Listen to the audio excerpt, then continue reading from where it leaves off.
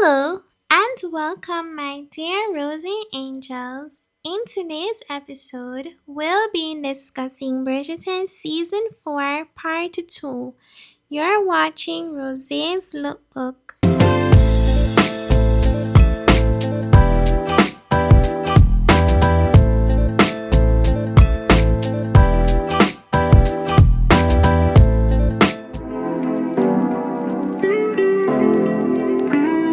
I'm sorry, Angels, but this season has continued to be predictable for Benedict and Sophie, of course. I knew Sophie wouldn't want to be his mistress and he would pursue her. Might I also add that I predicted that Benedict would find out about Violet and Lord Anderson? Now that's what I'm talking about. I still didn't see the yearning. I heard what they were saying, but I just wasn't feeling it. It's almost as if they were trying to convince me that they are in love. Foolish enough to fall in love with. What? I love you, Sophie. Of course I love you. I love you.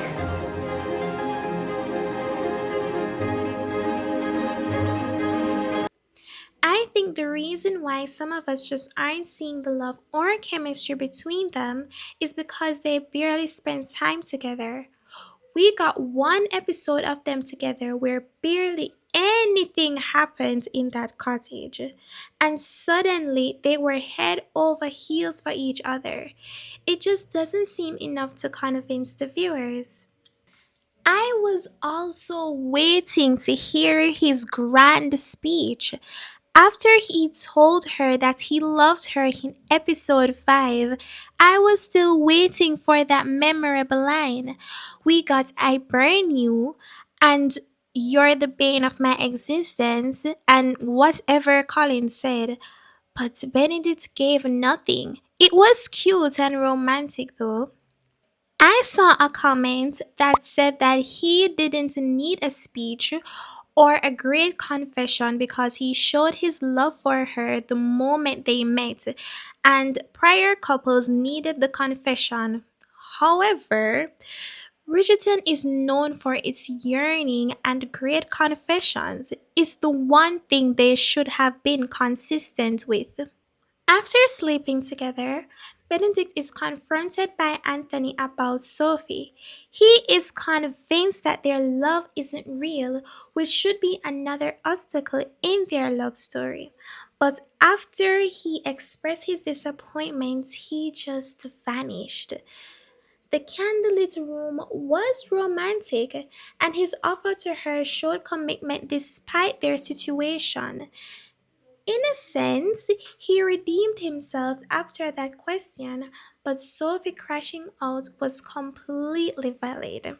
No woman, no man, no person truly desires to be hidden. Despite Sophie's anxious thoughts, Benedict is sure that they will be perfect for each other, but Anthony thinks otherwise. I should cut you off. Disown you. Protect the family. Whoa, whoa, whoa, whoa, whoa, whoa, whoa, whoa, whoa, whoa, whoa.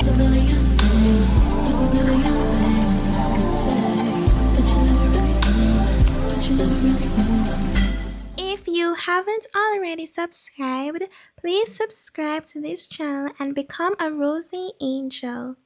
I believe that predictable writing killed their romance. We all knew that they would end up together without a doubt, but the story and the chemistry is what should gain our interest, hence why we needed more.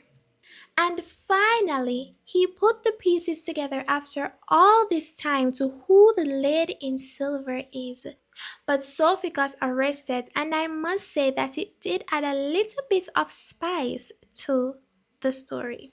I have an unpopular opinion when it comes to Sophie, my angels. I think that she caused some of her suffering. It's quite obvious that Lady Penwood did not like Sophie from the moment she laid eyes on her. So, why didn't it occur to Sophie that she was lying when she said that her father left nothing for her in his will? It's almost like she wanted to be a slave, I mean, a maid. While she was a maid, she should have searched for the document by being just as sneaky as she was when she got dressed, sneaked into the ball, and pretended like nothing happened when she went home. If she found the will, she wouldn't have endured all that suffering. Of course, I agree with anyone who says that they shouldn't have revealed Lady Whistledown's identity to the ton. I believe that it would have made the show even more interesting if the viewers had to figure out who she was, and each season they'd give us hints leading up to her big reveal, similar to Finding A from Pretty Little Liars. Perhaps they will take that road with the new Lady Whistledown. I like this storyline because I love everything mystery, and it will most definitely keep the viewers interested. Is it possible that Violet Bridgerton would be the new Lady Whistledown because she did say that she has a wild side and would like to explore it? Even though she's too classy for gossip, it still could be fun. Because we got a closer look into the lives of the maid this season, I wouldn't be surprised if the new Lady Whistledown is a maid, but I think it's someone of high ranking. Angels, comment down below who you think she is or he. It could be a gentleman pretending to be a woman. Francesca's story is really heartbreaking. I was saddened by John's death, and although I knew that he would have passed, I didn't expect it so soon. This episode was very emotional, not just because of what happened, but because of how well the actress played her role. You have 8 children. 8 pieces of your husband to remember him by. 8! 8 times you did your wifely duty and gave father the gift of children. And what did I give John? Nothing! And I only have myself to blame. John wanted to have a child, and it was my duty to give that to him, to continue the Kilmartin line, and I failed him. I gave him nothing. I have nothing. I have nothing. Imagine being happy that you're with a child for your dead husband after struggling, then to find out you're not. I see a little bit of myself in Francesca when it comes to her reserved personality, and I am looking forward to seeing the direction they take for her. And I know that most of you guys want Francesca to be gay so bad, but honestly, I just can't see it. Yes, I know that being gay isn't a look, but Francesca isn't the type to be one. They should just be friends.